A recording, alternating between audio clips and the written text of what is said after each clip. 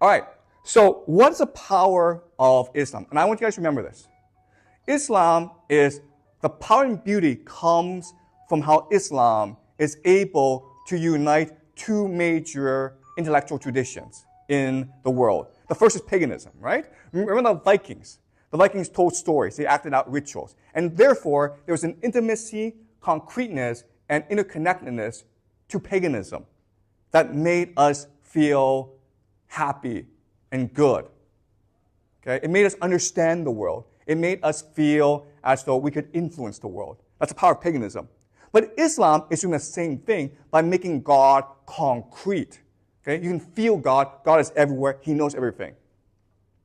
But what Islam is also doing is he's seeking the simplicity, clarity, and absoluteness of monotheism.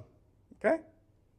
Monotheism is nice because with monotheism, everything becomes clear to you. Right? Okay, there's one God, therefore I just have to follow him. I just have to believe in him.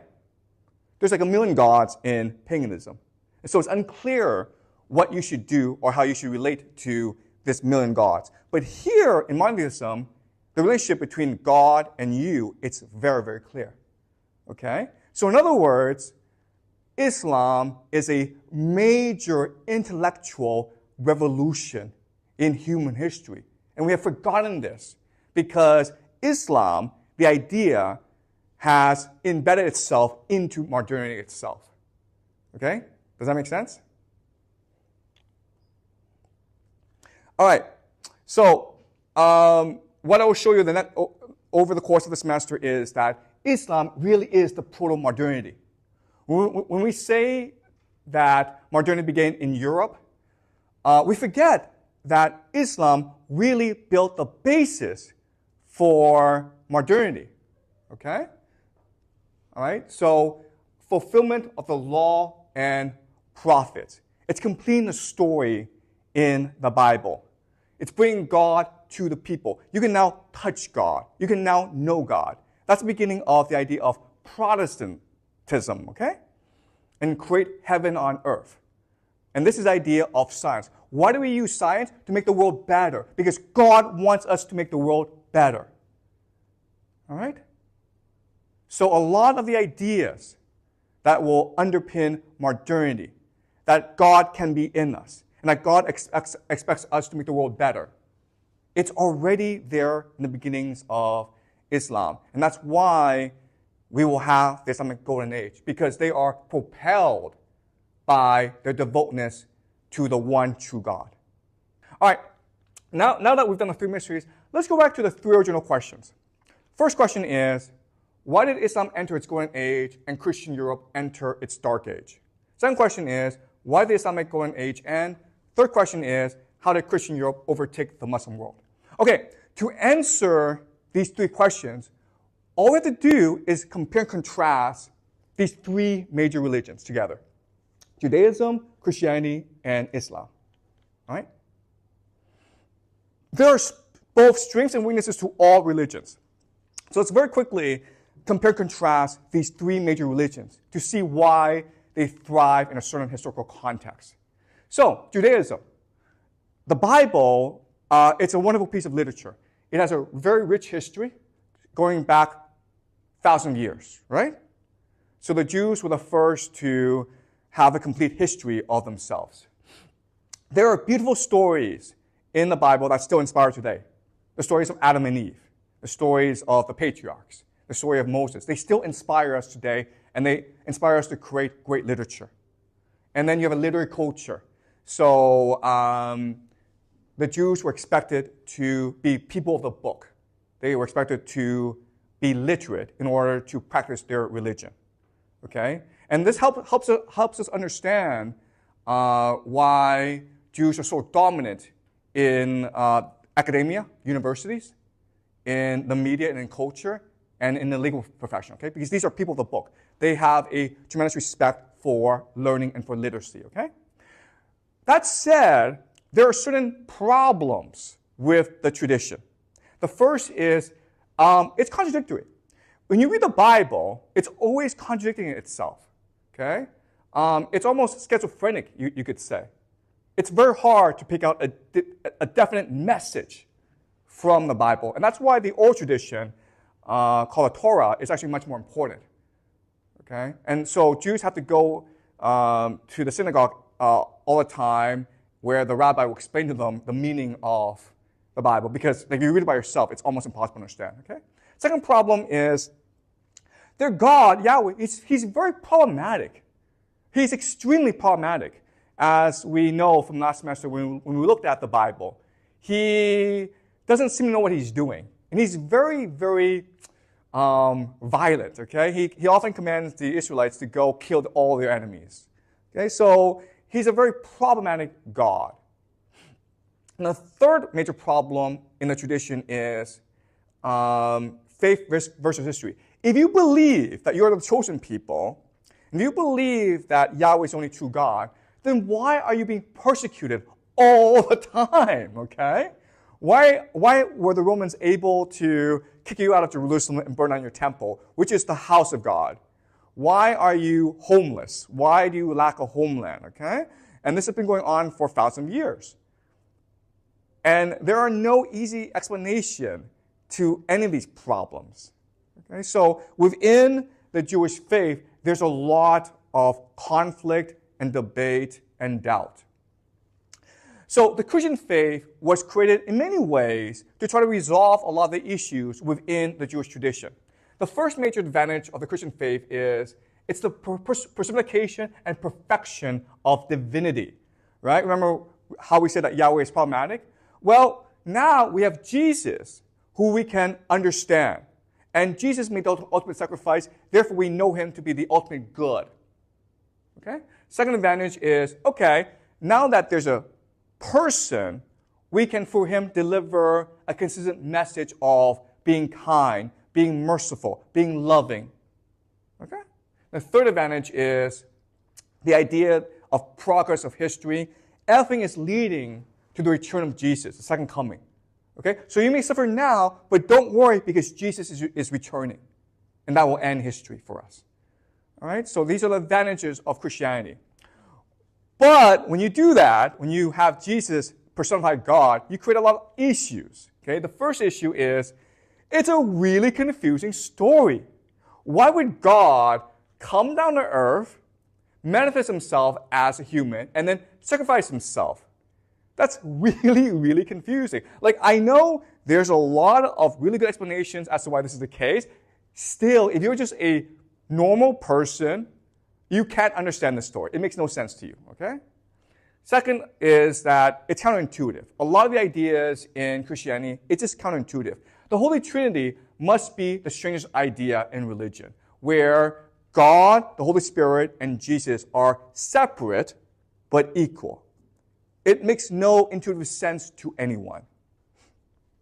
And the third is distant divinity. Okay? God is out there somewhere. You don't know where. You can't talk to him. You can't see him. You have no idea where he is. Okay? It's a very distant divinity. And so these are the disadvantages of Christianity. And so Islam now makes sense because it's trying to remedy and rectify these failings of Christianity. Okay? The first is that it takes the Jewish tradition and the Christian tradition and makes it part of itself. Okay? So it is really the continuation and the perfection of the Jewish Christian tradition. Second is the absoluteness of God. Okay? This is now true monotheism, where God is everywhere. And you can see him. But if God is everywhere, then what's amazing is that that God can come inside you through your faith, through your devotion, and through your practice. All right? And so what this means is you now know how to behave in the world. There's a clarity of purpose and action. You know that as long as you do those 5 things, those 5 pillars of Islam, your life will be good. God is in you. And that gives you strength and purpose and power. Okay? And these ideas is what will start the Islamic golden age and allow Islam to propel itself past everyone. Okay? The problem, though, is it's too simple and clear. The advantage of being contradictory is you allow for different belief systems, which come into conflict with each other. And with this contradiction and conflict, it allows for innovation.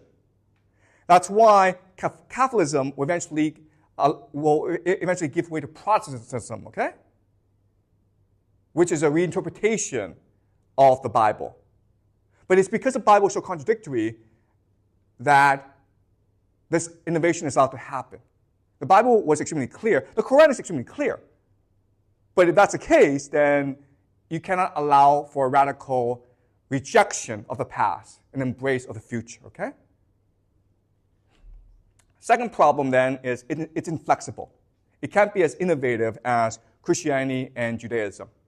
And the third problem is Islam purports to stand outside of history, okay? Judaism is to be inside of history. Christianity is inside of history as well. But Islam is eternal. When you read the Quran, it's meant to be the eternal words. These words are always true. But then the problem then is, how do you go about and interpret your actions through the lens of history? And how do you improve your society based on this interpretation? All right? So in the beginning, the very aspects, the very strengths of Islam will give rise to a tremendous period of creativity. But over time, you will have these innovations will become dogma, and they will ossify, and they will prevent further growth in your society. All right? So does that make sense to you guys? All right.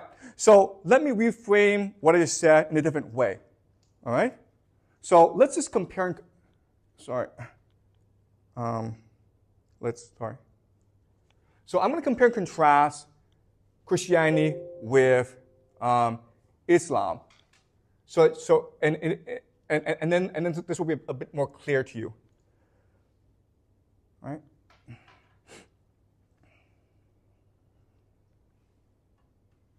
Okay, but are there any questions before I continue?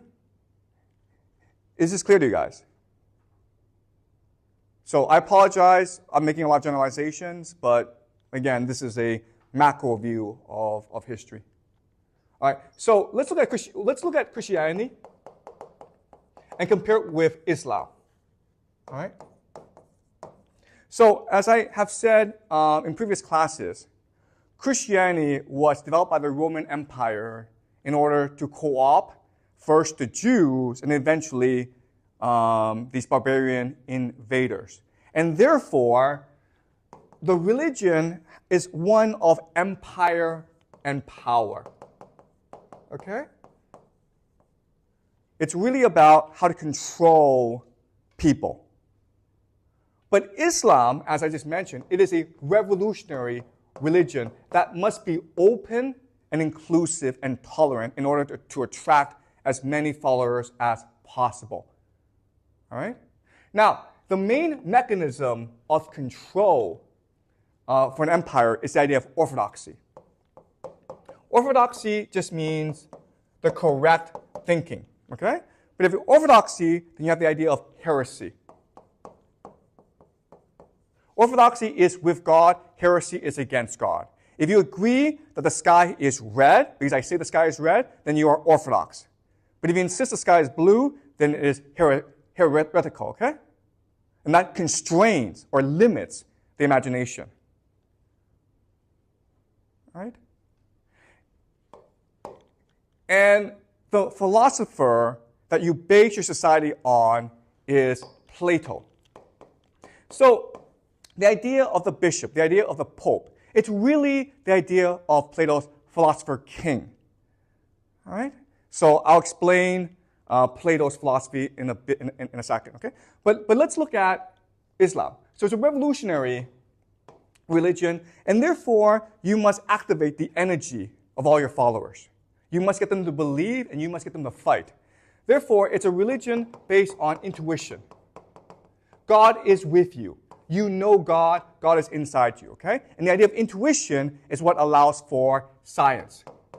You can discover the truth by just observing, through empirical observation, through your own analysis, through your own belief, okay? And the person who argues this is, of course, Aristotle. So this is the argument I'm making to you, okay? A lot of scholars believe the Islamic Golden Age happened because the Islams had books. They had wealth. But the Byzantines also had access to all these major thinkers, Plato and Aristotle. Byzantines had a lot of wealth. Okay? What I'm arguing is that a culture needs to have an attitude, a perspective, a worldview, an orientation. For the Byzantines and the Europeans, they chose Plato. But the Muslims chose Aristotle. And that is the major difference. Okay? So let's go over, let's summarize Plato and Aristotle. How were their philosophies different? Okay. For Plato, the true God is called the form of the good. The form of the good is the beginning of everything. It is what is immutable. That cannot be changed. It is perfect. And it's eternal. Eternal means it was always there and it will always be there.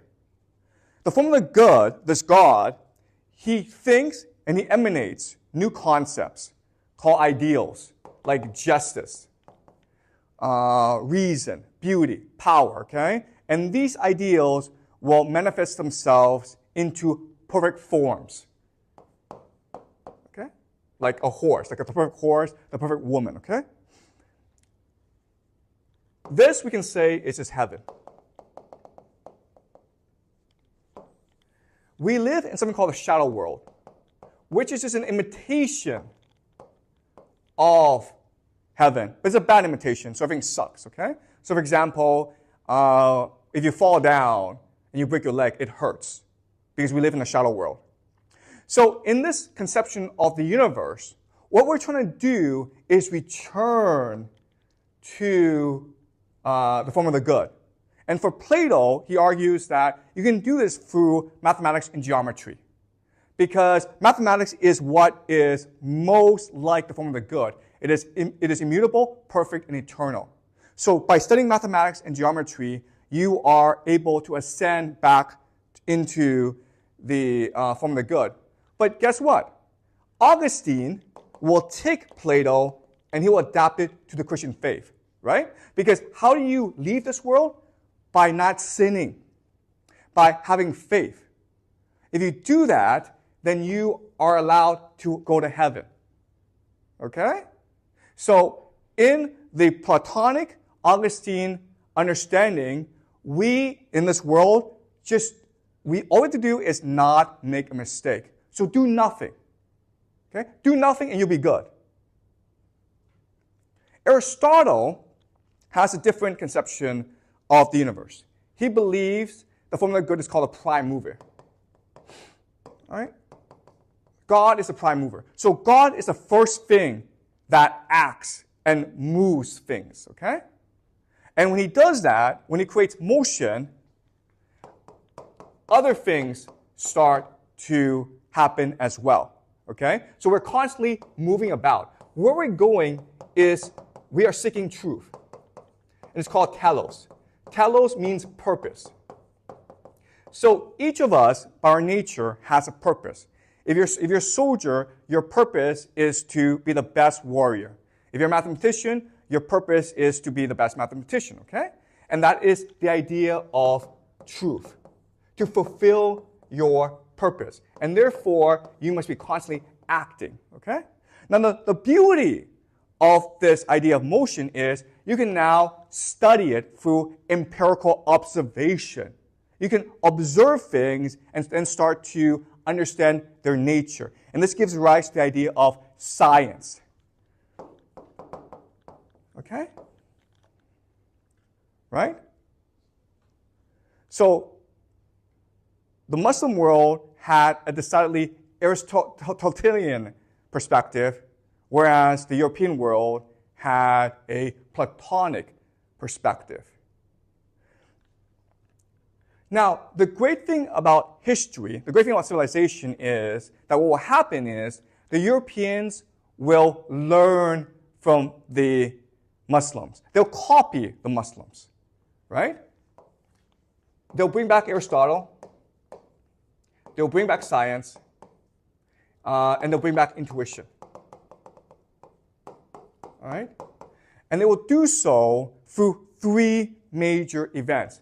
The first is the Renaissance, where they bring back Aristotle. The second is the Protestant Reformation, where they will bring back God.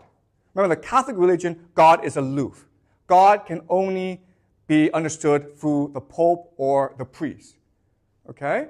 But the Protestant religion is, no, God is with us. God is in us. For your actions, you can win God's favor. Okay?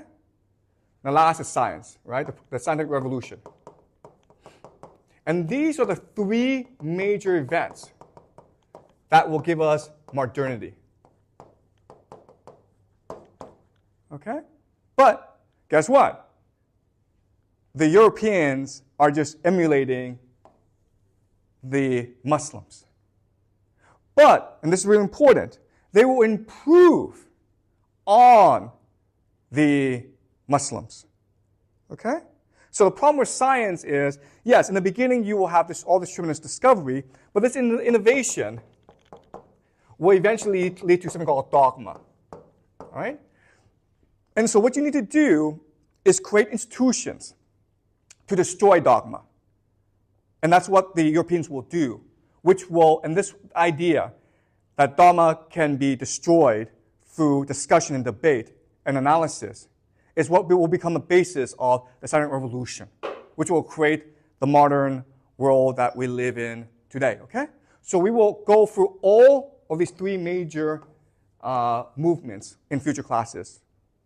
But please remember that it's the Islamic Golden Age which will inspire the Europeans to do all three of these things, which in turn will create the modern world that we live in today. Okay? And that's why I believe that the Islamic Golden Age is really the proto-modernity of human history. All right, that is my argument to you.